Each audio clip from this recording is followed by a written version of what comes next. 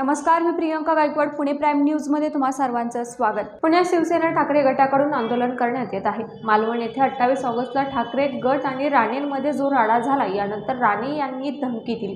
त्याचा निषेध व्यक्त करण्यासाठी शिवसेना उद्धव बाळासाहेब ठाकरे पक्ष पुण्यात आज 29 ऑगस्टला आंदोलन करत आहे. संपूर्ण घटनेबाबत सरकारचा निषेध आणि राणेंना जोडे मारो आंदोलन शिवसेना ठाकरे गटाच्या वतीने करण्यात येत आहे. बालगंधर्व रंगमंदिर चौकात हे आंदोलन सुरू असून यावेळी जमलेल्या नेत्यांनी आणि कार्यकर्त्यांनी जोरदार घोषणाबाजी देखील केली. रस्त्याच्या मधोमध बसून हे आंदोलन करण्यात येत आहे. यावेळी नारायण राणेंना अटक करा अशी मागणी करण्यात आली आहे. महाराजांच्या गड किल्ल्यांचा सातबारा राणेंच्या बापाचा नाही असं म्हणत ठाकरे गटाच्या उपनेत्या सुषमा अंधारे यांनी राणेंवर टीकास्त्र सोडलं आहे. पुढे बोलताना सुषमा अंधारे म्हणाल्या की राज्यात जी ठोकून काढण्याची भाषा केली जाते, कायदा सुव्यवस्था हातात घेतला जातो. नारायण राणेंकडून उद्दामपणाची आणि गुंडगिरीची भाषा केली जाते. पत्रकारांच्या हातातले बूम काढून घेतले जातात. त्यामुळे नारायण राणेंवर सामाजिक शांतता बिघडवण्यासाठी चिथावणीखोर वक्तव्य केल्याप्रकरणी गुन्हे दाखल झाले पाहिजेत. शांतता भंग करण्याचा गुन्हा दाखल राणेंवर झालाच पाहिजे, तर राणेंना अटक झालीच पाहिजे. म्हणून आम्ही अल्टिमेट देण्यासाठी आंदोलन करत आहोत असं यावेळी सुषमा अंधारे यांनी सांगितलंय. ज्या राज्यामध्ये गृहमंत्री ठोकून काढायची भाषा करतात आणि गृहमंत्र्यांच्या जीवावर कायदा सुव्यवस्था हातात घेत नारायण राणे उद्दामपणाची गुंडगिरीची भाषा करतात. पत्रकारांच्या हातात काढून घेतात, पत्रकारांना धमक्या देतात. अशा नारायण राणेवर सामाजिक वातावरण बिघडवण्यासाठी आणि वक्तव्य करण्यासाठी म्हणून गुन्हे दाखल झाले पाहिजेत. शांतता भंग करण्याचा गुन्हा नारायण राणेवर दाखल झाला पाहिजे आणि नारायण राणेंना अटक झाली पाहिजे.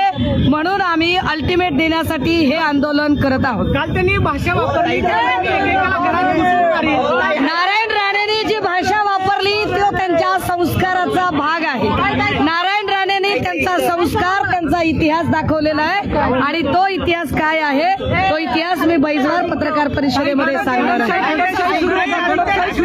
काल ज्या पद्धतीने एबीपी माझाचा बूम ओढायचा प्रयत्न झाला, एबीपी माझाचा बूम ओढणं, पुढारीच्या पत्रकाराला दमदाटी करणं, महिला पत्रकारांशी असभ्यतेने वागणं, पत्रकारांच्या अंगावर धावून जाणं, पोलिसांना दमदाटी करणं, पोलिसांच्या अंगचटीला येण्याचा प्रयत्न करणं, हे सगळं लॉ अँड ऑर्डर विस्कळीत करण्याचा प्रकार हा दस्तूर खुद्द गृहमंत्र्यांच्या मुळे चालू आहे. आमचं असं स्पष्ट म्हणणं आहे की नारायण राणे आणि त्यांचे चाराने बाराने या कलसूत्री बाहुल्या आहेत. मुख्य सूत्रधार जे आहेत ते देवेंद्र फडणवीस आहेत. सूत्रधारांची इच्छा आहे का की महाराष्ट्र कायम सांप्रदायिक विभाजित झाला पाहिजे, महाराष्ट्र कायम अशांत राहिला पाहिजे.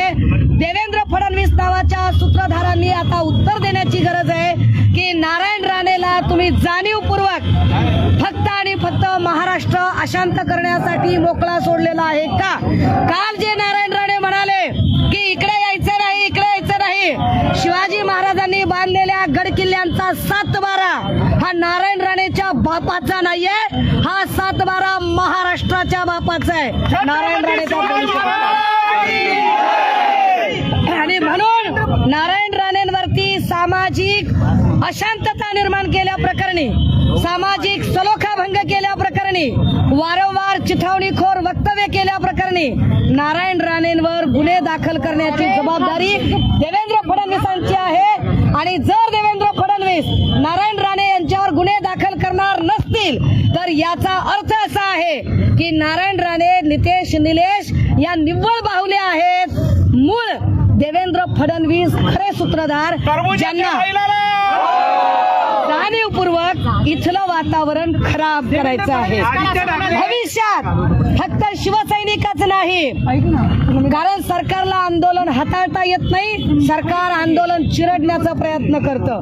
मग ते बदलापूरचं आंदोलन असो किंवा काल केलेलं शिवप्रेमींनी सरकार आंदोलन चिरडण्याचा प्रयत्न करतं. अशा सगळ्या परिस्थितीत शिवसैनिक असो, पत्रकार असो, पोलीस असो किंवा नागरिक असो, सामान्य कुणाच्याही केसाला धक्का लागला तर याची जबाबदारी राणेंची नाही, याची जबाबदारी देवेंद्र फडणवीसांची असेल. हे फडणवीसांनी लक्षात नारायण राणे वाटत नाही, त्यांची भाषा तशी आहे. हा ते काय काय करू शकतात त्याची मी पत्रकार परिषद वेगळी घेते दादा, मग 5 मिनिटामध्ये घेते.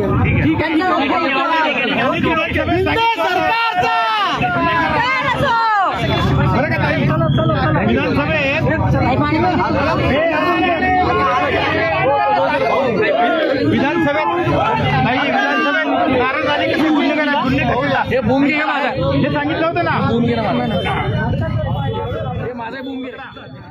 या बातमीसह इथेच थांबतोय, मात्र तुम्ही पाहत राहा पुणे प्राईम न्यूज.